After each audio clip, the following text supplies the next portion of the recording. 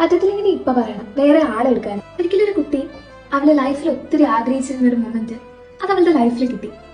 അതായത് അവൾ കുഞ്ഞിലെ തൊട്ട് ആഗ്രഹിക്കുന്ന കാര്യമാണ് അവളുടെ അമ്മ ചീഫ് ഗസ്റ്റ് ആയിട്ട് വരുന്ന ഒരു മൊമെന്റിൽ അവൾക്ക് അവളുടെ അമ്മേനെ വെൽക്കം ചെയ്യാൻ പറ്റണമെന്നുള്ളത്. അവൾ ഒത്തിരി ഹാപ്പി, കാരണം ഒത്തിരി നാളായിട്ട് കാത്തിരുന്ന ആ മൊമെന്റാണ് അവൾക്ക് കിട്ടിയത്. അങ്ങനെ അവൾക്ക് കിട്ടിയ ആ ഒരു സ്പീച്ച് അവൾ ഒത്തിരി കഷ്ടപ്പെട്ട് പഠിച്ച് പറഞ്ഞ് കേൾപ്പിച്ചു. ലാസ്റ്റ് ആ ഡേ എത്തി.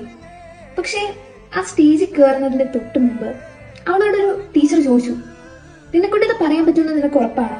പറ്റത്തില്ലെങ്കിൽ ഇപ്പൊ പറയണം വേറെ ആളെ എടുക്കാനാ. പക്ഷെ സംഭവിച്ചത് ആ സ്പീച്ച് പറയാൻ വേണ്ടി അവൾ ആ മൈക്കിന് മുമ്പിൽ എത്തിയപ്പോൾ അവളുടെ ദേഹം ഫുള്ള് വിയർക്കാൻ തുടങ്ങി. പഠിച്ചതെല്ലാം മറന്നുപോയി. അവളുടെ തൊണ്ട വരളാൻ തുടങ്ങി. തല ചുറ്റുന്നത് പോലെ തോന്നി. അവളെ കരഞ്ഞോണ്ട് തിരിച്ചു കയറിപ്പോയി.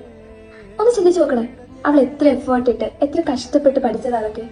അവൾ ഈ മൊമെന്റിന് വേണ്ടി എത്രമാത്രം കാത്തിരുന്നതാ. ഈ സ്റ്റേജ് ഫിയർ എന്ന് പറയുമ്പോൾ എല്ലാവരും ഇങ്ങനെ പുച്ഛിച്ച് തള്ളുന്നതാണ്. ഇതൊക്കെ സില്ലി കാര്യങ്ങള്, ഇതിലേക്ക് എന്തിനു പേടിക്കുന്നത്? ഇതിന് പുറകിലെ എന്താ സ്റ്റോറി? എന്തിനെ കുട്ടി ഇത്ര മാത്രം പേടിക്കണമെന്ന് ആരെങ്കിലും ചിന്തിച്ചിട്ടുണ്ടോ? ചോദിച്ചിട്ടുണ്ടോ?